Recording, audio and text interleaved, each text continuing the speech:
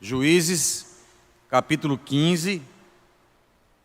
Nós vamos continuar a nossa série de exposição no livro de Juízes. Nós estamos, desde o ano passado, fazendo esta exposição do livro de Juízes. E hoje nós vamos dar continuidade aqui no capítulo 15 do livro de Juízes.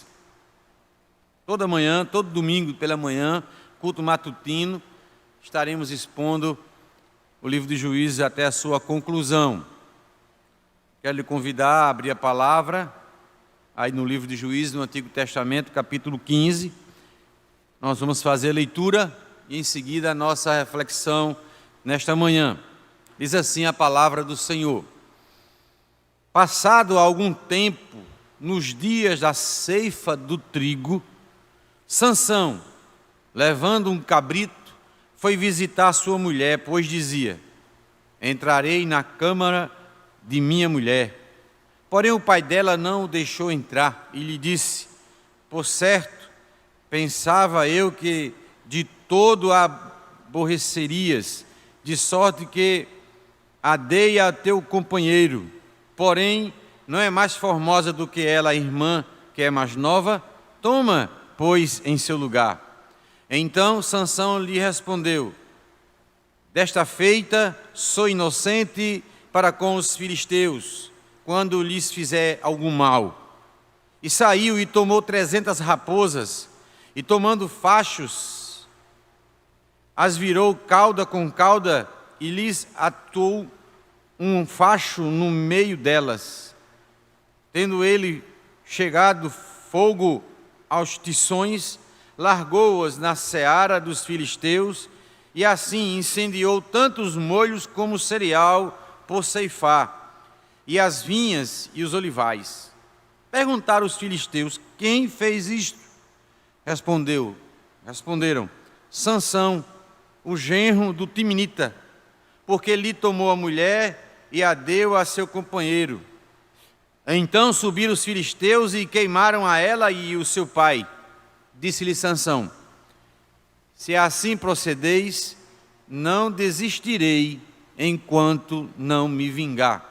E feriu-os com grande carnificina, e desceu e habitou na fenda da rocha de Etã. Então os filisteus subiram e acamparam contra Judá, e estenderam-se por Leí. Perguntaram-lhes os homens de Judá: por que subiste contra nós? Responderam: subimos para amarrar Sansão, para lhe fazer a ele como ele nos fez a nós. Então 3.000 homens de Judá desceram até a fenda da rocha de Etã e disseram a Sansão: não sabias tu que os filisteus dominam sobre nós? Por que, pois, nos fizeste isto? Ele lhes respondeu: assim como me fizeram a mim, eu lhes fiz a eles. Desçamos, replicaram eles, para te amarrar, para te entregar nas mãos dos filisteus. Sansão lhes disse: jurai-me que vós mesmos não me acometereis. Eles lhe disseram: não, mas somente te amarraremos e te entregaremos nas suas mãos. Porém, de maneira nenhuma te mataremos. E amarraram-no com 2 cordas novas e fizeram-no subir da rocha. Chegando ele a Leí, os filisteus lhe saíram ao encontro, jubilando. Porém, o Espírito do Senhor de tal maneira se apossou dele, que as cordas que tinham nos braços se tornaram como fios de linho queimados, e as suas armaduras se desfizeram das suas mãos. Achou uma queixada de jumento, ainda fresca, à mão, e tomou-a e feriu com ela 1.000 homens. E disse: com uma queixada de jumento, um montão, outro montão, com a queixada de jumento, feri 1.000 homens. Tendo ele acabado de falar, lançou da sua mão a queixada. Chamou-se aquele lugar Ramate-Leí. Sentindo grande sede, clamou ao Senhor e disse: por intermédio do teu servo, deste a esta grande salvação. Morrerei eu agora da sede e cairei nas mãos desses incircuncisos? Então o Senhor fendeu a cavidade que estava em Leí, e dela saiu água. Tendo Sansão bebido, recobrou o ânimo, o alento e reviveu. Daí chamou aquele lugar de Acoré, até o dia de hoje. Sansão julgou a Israel nos dias dos filisteus 20 anos.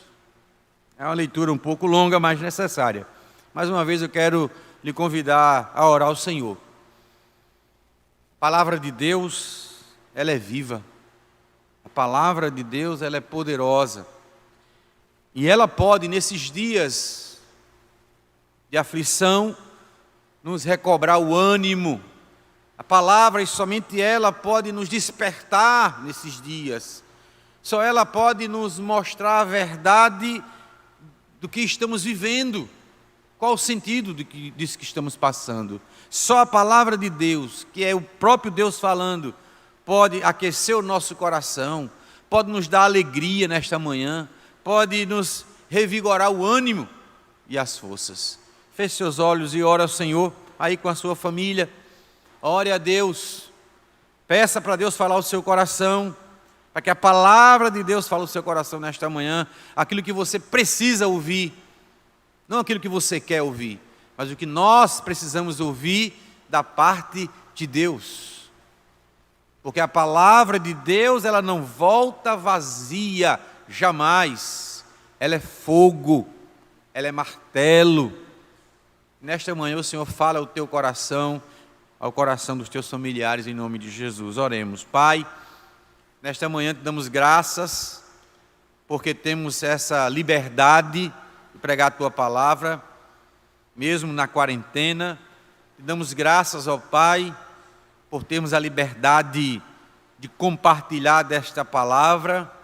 E agora nós clamamos para que o Senhor, nesta manhã, ilumine as mentes de cada pessoa que está agora nos assistindo, nos ouvindo, ó Pai, em sua casa, seja onde for, para que essa palavra venha despertar o coração, para que esta palavra venha abrir os nossos olhos e podermos enxergar muito mais além do que a crise do coronavírus, enxergar muito mais além do que a quarentena, possamos enxergar com os teus olhos, ó Pai, a realidade que estamos vivendo. Em nome de Jesus, teu Filho, que nós a te oramos. Amém. O livro de Juízes é um livro que não é muito fácil de nós entendermos se não estivermos numa visão completa do seu contexto, no qual ele foi escrito e a finalidade para a qual ele foi escrito. Temos aqui o livro de Juízes, o registro de homens que foram chamados por Deus em momentos específicos para libertar o povo de Deus da opressão dos seus inimigos. Este livro, ele está justamente na cronologia bíblica, no período que antecede a instalação da monarquia em Israel. Portanto, é um período de transição. Moisés morreu, Josué morreu, não há mais um líder específico. E agora o povo está entregue a si mesmo, e o próprio livro do Juízes, no último versículo, diz que cada um fazia o que bem entendia aos seus próprios olhos, e por causa disso o povo começa então a esquecer de Deus, a abandonar a Deus e fazer aliança com os povos pagãos vizinhos de Israel. E em consequência disso, se instala no livro de Juízes um ciclo. O povo abandona Deus, Deus envia um povo pagão para oprimir o seu povo, o povo clama, Deus então providencia e levanta um juiz para libertar este povo. Mas isso dura pouco, logo em seguida o povo novamente, é um ciclo, novamente abandona o Senhor, Deus envia outra nação, o povo clama, Deus envia outro juiz. Mas por que Deus permitiu este registro deste livro permitiu essa situação do povo de Deus. Muito simples. Deus está querendo mostrar que o seu povo necessita de um líder, necessita de um rei que possa nos governar, nos conduzir. E através de homens falíveis, falhos, Deus vai apontando para um juiz que virá, que é perfeito, um rei que virá, que é perfeito, apontando assim, portanto, para a pessoa do Senhor Jesus Cristo. Então o livro de Juízes não está aqui simplesmente para preencher um espaço na Bíblia, mas está aqui para nos revelar isto, que somos fracos, tendenciosos a desobedecer ao Senhor, que precisamos de um rei, precisamos de um líder, mas não de um líder humano falho, mas de um líder perfeito e pleno no seu poder e capacidade de amar os seus. Chegamos agora no livro de Juízes, no último dos juízes, Sansão. Se você perguntar a qualquer pessoa sobre a vida de Sansão, logo vem à mente a história de Dalila, uma mulher filisteia, de como Sansão se deixou enganar, iludir por essa mulher e por fim ser destruído. Mas a história de Sansão é muito mais do que Dalila. A história de Sansão, ela precisa ser entendida no contexto do primeiro juiz de Israel, Otoniel. Otoniel é o juiz fiel ao Senhor, é o juiz que procura cumprir a palavra do Senhor, a ordem do Senhor, conduzir o povo de Deus. Otoniel vai se casar não com a filisteia, mas com uma israelita temente a Deus, chamada Axa. Por aí nós começamos a perceber que Sansão é diferente de Otoniel, é o oposto de Otoniel. O livro de Juízes começa com o primeiro juiz, quase que perfeito, mas não é perfeito. E vai terminar com um juiz que é indócil, que é impulsivo, um juiz que é vingativo, um juiz que não demonstra temor nenhum de Deus. Como é que Deus, como podemos explicar que Deus vai usar este homem, Sansão, juiz, para realizar seus propósitos? Vem a pergunta: como Deus pôde usar Sansão?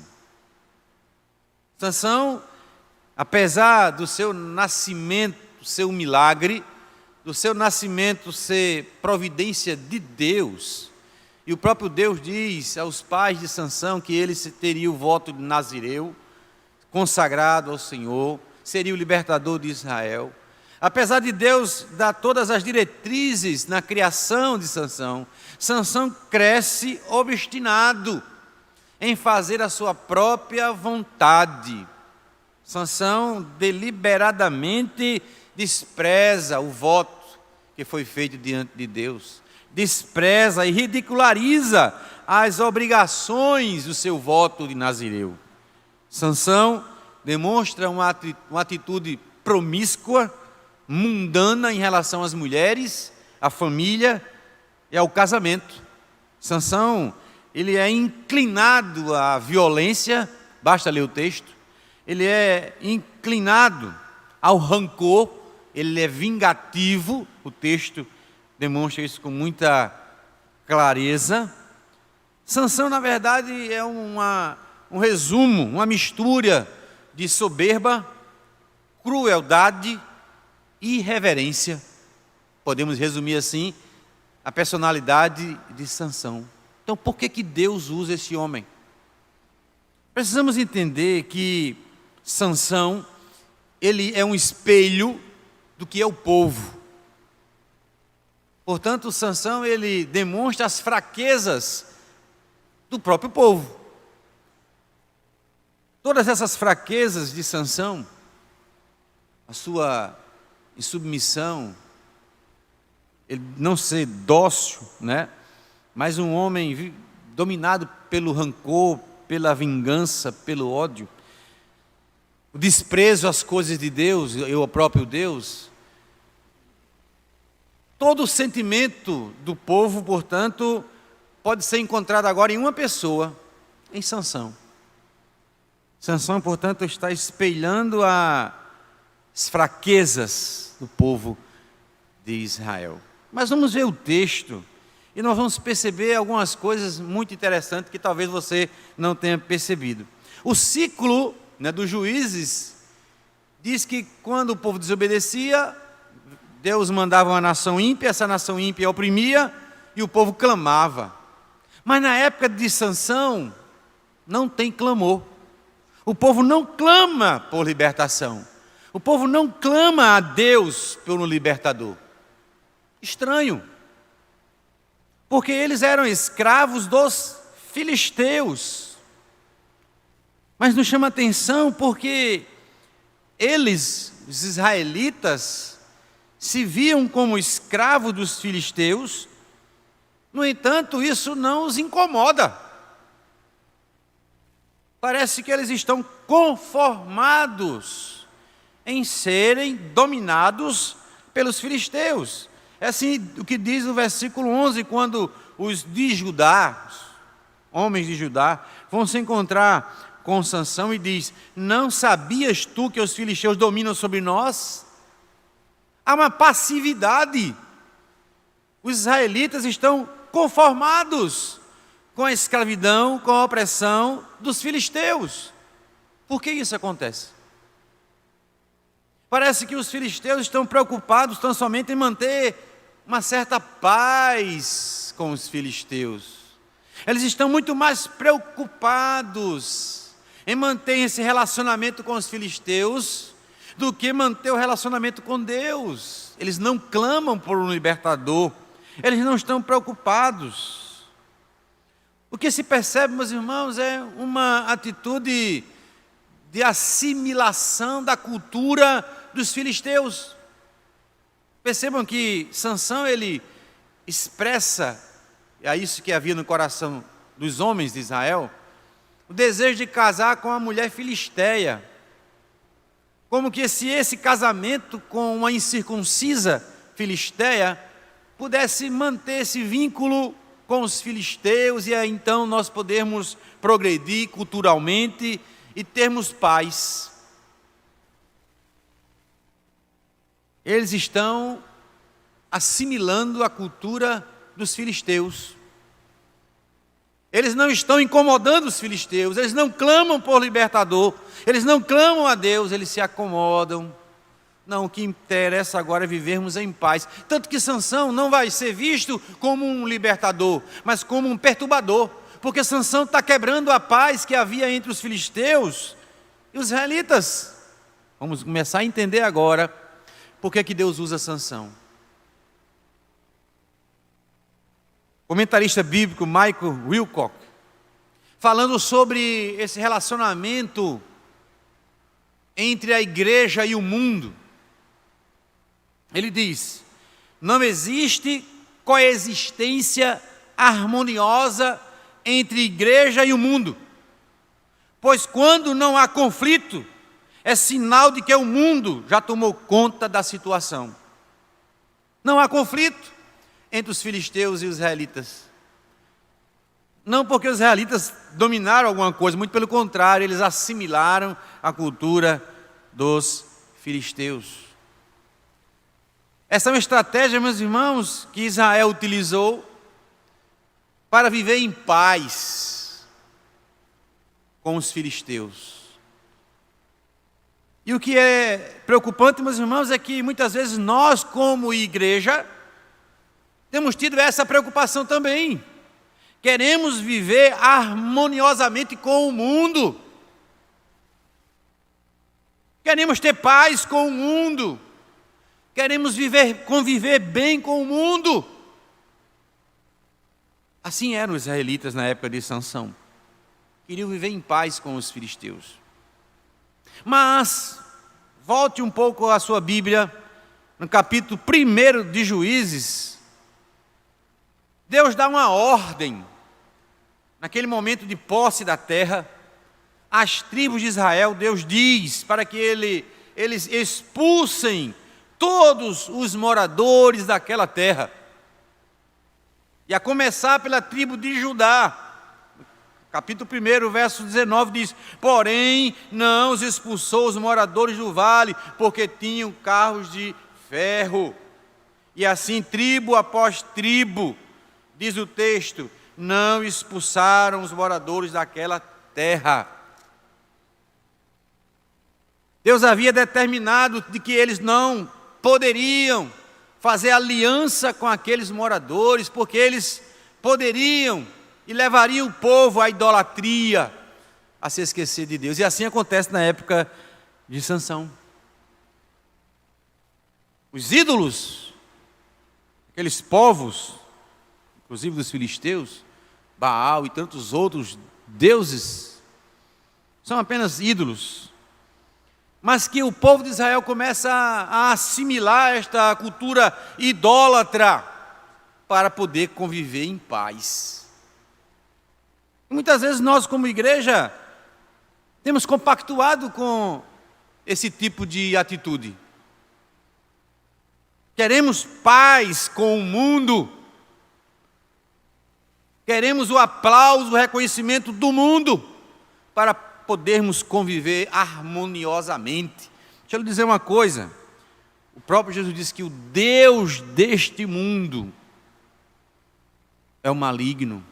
Deus desse mundo chegou ao entendimento das pessoas para que elas não possam crer.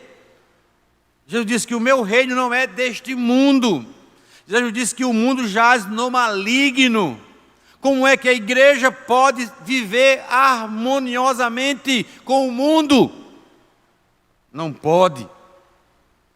Mas Israel estava desejoso de manter essa convivência harmoniosa com o mundo. Deus muitas vezes se depara com o seu povo infiel, ingrato, rebelde, incrédulo, obstinado, indócil, insubmisso. Mas por que é que Deus não destrói esse povo? Por que é que Deus não se ira com esse povo e julga logo este povo? Deus poderia fazer isso e teria toda a razão aqui na época de Sansão. Por que é que Deus não faz? Capítulo 2 do livro de Juízes, versículo 1. Do Egito vos fiz subir e vos trouxe à terra, que sob juramento havia prometido a vossos pais. Eu disse, nunca invalidarei a minha aliança convosco. Meu querido, minha querida, nós não somos destruídos, porque Deus não vai invalidar a sua aliança, o pacto que Ele tem com seu povo em Cristo Jesus. Tão somente por isso, porque se dependesse da nossa fidelidade ao Senhor, estaríamos perdidos. Não somos destruídos, tão somente porque Deus não é igual ao homem que volte atrás ou que minta. Ele diz, não invalidarei a minha aliança. Louvado seja Deus, porque Ele é fiel à aliança dEle mesmo. Ai de nós se não fosse a aliança. Ai de nós se o Deus ao qual nós servimos não fosse o Deus do pacto, o Deus de promessa. É por causa disso que nesta manhã, é por causa disso que nessa quarentena, é por causa disso que em meio a esse tumulto que toma conta do mundo, não somos destruídos, porque Deus tem uma aliança, Deus tem um pacto com você, com a sua família em Cristo Jesus. Sansão, portanto, ele espelha as fraquezas do povo. E Deus agora vai usar essas próprias fraquezas de Sansão e do próprio povo para acabar com essa convivência harmoniosa com os filisteus. Deus vai usar Sansão para provocar confronto entre os dois povos. Quando você lê o texto, você percebe que tanto os filisteus, mais ainda os israelitas, estão se esforçando para manterem uma aliança, para manterem um bom relacionamento. Mas você percebe que, mesmo os esforços dos israelitas em manter essa convivência pacífica com os filisteus, Deus intervém. E aí, no momento em que os de Judá amarram Sansão e entregam os filisteus, diz o texto no verso 14, do capítulo 15, os filisteus estavam jubilando. Afinal de contas, os de Judá, a própria tribo de Judá, amarra, prende Sansão e entrega aos filisteus. E os filisteus estão jubilando. Pronto, eu imagino agora os israelitas estão felizes. Temos agora a nossa paz com os filisteus. Vamos continuar a nossa convivência harmoniosa. Mas veja, porém, o Espírito do Senhor de tal maneira se apossou de Sansão. Deus envia o seu Espírito e ele se apossa de Sansão, apesar de Sansão. Deus vai usar as fraquezas de Sansão para poder quebrar esta convivência harmoniosa e provocar confronto. Esses povos não poderiam ser amigos. Eles servem a deuses diferentes. Entendam isso. Nós não podemos comungar com alguém que serve a um ídolo, alguém que serve a um Deus que não seja o Deus de Israel. Nós não podemos comungar. Não há convivência entre luz e trevas. Não há como. E o Espírito do Senhor vem sobre Sansão. Ele, com a queixada de jumento, ele fere 1000 homens. Você vai percebendo ao longo da história de Sansão que essa harmoniosa, ou esse harmonioso relacionamento destes dois povos não continua bem. Deus intervém para que haja confronto, para que eles não se deem bem. Mas por que Deus faz isso? Para preservar o povo de Israel, o seu povo, porque se eles continuassem vivendo harmoniosamente com os filisteus, casando seus homens com as mulheres dos filisteus, a cultura filisteia, pagã, vai ser assimilada pelos israelitas. Os israelitas, o povo israelita iria perder a sua identidade. Não iriam mais saber quem eles são, o Deus a quem eles servem, o Deus a quem ele chamou. Então Deus faz isso porque Deus ama o seu povo, porque Deus tem uma aliança. E este povo, para cumprir esta aliança, a sua parte, esse povo precisa obedecer a Deus e ser fiel a Deus e às suas promessas. Tiago vai dizer: a amizade do mundo é inimizade contra Deus. Entenda isso, meu irmão, minha irmã. A amizade do mundo é inimizade contra Deus. Se você quiser ser amigo do mundo, vai se constituir inimigo de Deus. Tiago vai chamar você de adúltero. Você vai estar traindo o seu Senhor. O capítulo 14 e 15, portanto, de Juízes, falam basicamente a consequência das fraquezas de Sansão, impulsivo e indócil. Sansão não se importa com o papel que Deus lhe deu. A única coisa que Sansão quer é fazer parte também da cultura dos filisteus. Veja, Sansão não se importa com o papel que Deus lhe deu. Nós, como povo de Deus, temos um papel neste mundo, temos uma identidade. E Deus em Cristo nos salvou, nos comprou, nos redimiu, para que pudéssemos neste mundo revelar o amor dele através das nossas vidas, através da nossa obediência. Como nós podemos ser sal e luz do mundo se nós queremos o aplauso do mundo, se nós queremos viver harmoniosamente com o mundo, como você, meu irmão, minha irmã, que tem neste mundo um papel determinado por Deus, de ser discípulo de Jesus.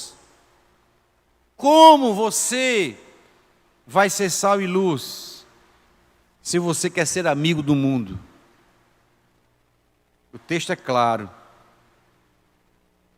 Quem quiser ser amigo do mundo se constitui inimigo de Deus. O versículo 20, o último versículo do capítulo 15, diz que Sansão julgou a Israel nos dias dos filisteus 20 anos.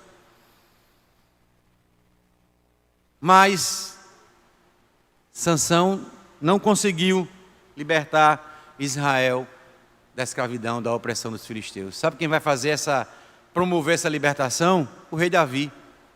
Mais adiante. Até lá o povo vai continuar sendo escravo, oprimido pelos filisteus. Portanto, o ministério de Sansão é um total fracasso na perspectiva humana. Mas Deus vai usar o fracasso de Sansão para provocar o seu povo, para que entenda que aquele momento de aflição, de opressão dos filisteus, era para que Deus fosse novamente colocado como prioridade. O povo precisava entender que aquele conflito de Sansão com os filisteus era Deus agindo, chamando a atenção do seu povo para que eles se voltassem para Deus. Às vezes, meus irmãos, estamos com os olhos obscurecidos, estamos tão preocupados com o mundo que nós não enxergamos mais a mão de Deus, o agir de Deus. Você já parou para pensar nesses dias de quarentena, que além do momento proveitoso com a sua família, de estar mais junto com a sua família, de dar uma parada, já pensou, além desses benefícios da quarentena, você já pensou que Deus está chamando a atenção do seu povo? Deus está dizendo ao seu povo: acorda, desperta, ó tu que dormes, e Cristo te iluminará.